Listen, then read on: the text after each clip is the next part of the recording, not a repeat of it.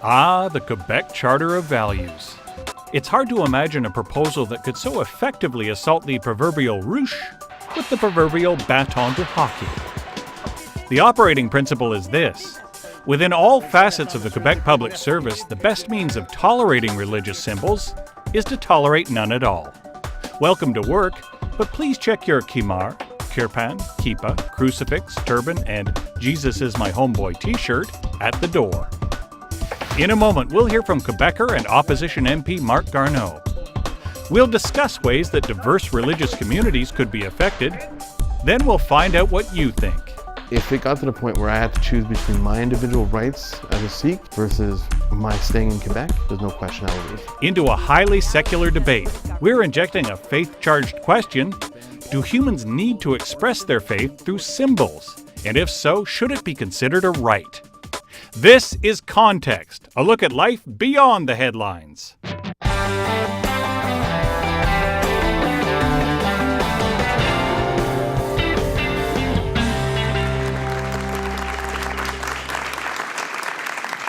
Marc Garneau was the first Canadian in space, but today we are planted on terra firma with him, talking Quebec and federal politics and why religious symbols are the subject of national debate.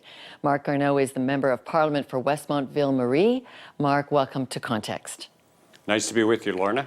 Okay, so the Quebec Charter has sparked a national discussion about religious symbols and multiculturalism. As a Quebecer, help us understand this debate. Well, the current government in Quebec is called the Parti Québécois. It is a party that without hiding any secrets, would like to make Quebec a sovereign country. And they believe that this Charter of Quebec values will help to define Quebecers. Unfortunately, what it does is it creates division within Quebec. Essentially, the most contentious part of it is that if you work for a public, if you work for the government here in Quebec, this could be in a hospital, it could be in a school, it could be in a daycare center, then what they propose is that you not be able to wear religious symbols such as a yarmulke or kippa. You can't wear a headscarf. If you are of Muslim faith, you can't wear a turban. Because these are religious symbols and that they want society to be completely secular. This is creating a lot of controversy. Marc, your party has come out very strongly that this is a mistake. This has got to be something that we push back on. So why do you believe religious dress and symbols should be protected in the public sector? Well, as you know, Lorna, the Liberal Party is behind the Charter of Freedoms and Rights and Freedoms here in Canada, which is an important document that came into Canada in 1982. And basically it says that you cannot discriminate. And in this particular case, a person who happens to wear a religious symbol is going to have to make a decision between keeping their job or being able to be faithful to their religion. We think this is not something that people should be faced with. Okay, how do you then respond to this criticism that's been very pointed that since people aren't allowed to advertise their political views on the job, why should religion be an exception? It's a view that should be kept invisible. Well, if a person is a teacher or is a doctor or is a nurse or works in a daycare center, their eligibility to have that job should be based on their competence and nothing else. And the fact that they may wish to exhibit the fact that they are Muslim or Sikh or Jewish should not come into play. It's not related to how well they do their job, and we feel that this is discriminatory, and the Liberal Party has said this very clearly. You saw thousands march in Montreal to oppose this. You're writing, Muslims, Sikhs, and Jews are particularly troubled, calling it discrimination. Can civil liberties and religious freedoms actually be revoked with the stroke of this charter pen? Well, it would be extremely short-sighted if Quebec tried to approach this with a heavy hand. We hope that they won't. They've talked about a 5-year grace period, if I can say that, because there has been such a reaction to it, and particularly here in Montreal, where we are very used to seeing people wear their religious symbols and nobody gets worked up about it.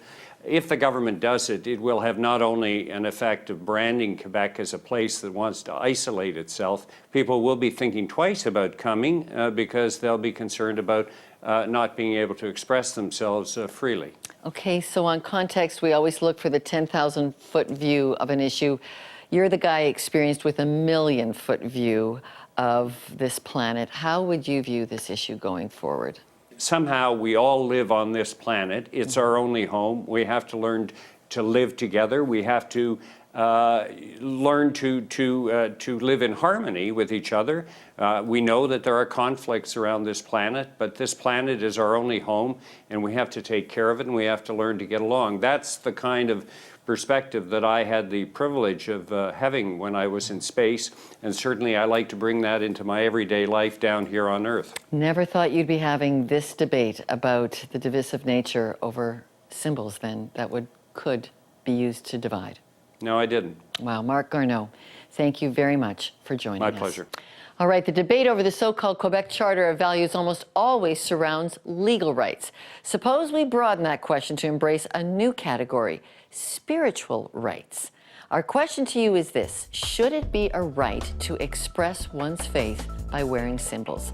Sheldon Neal, you wear your heart on your sleeve. What do you think? I wear my heart on my sleeve and a spring in my step. Maybe I should say that. But a short answer, Lorna, I would say yes, it is. There's no question for me personally. And this becomes even more true for those who feel that their symbol of faith is also a direct correlation to an obligation of their faith as well. Of their faith. So there's something in that to be explored for sure. And one thing we want to explore is your comments, your feedback, your perspectives, your insights at home, and those watching. Ways to get in contact with us, well, it's on your screen: Twitter, Facebook, email us, call us.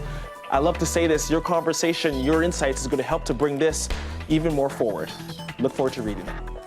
Up next, I'll talk with two people who wear religious symbols as a statement of faith, not fashion.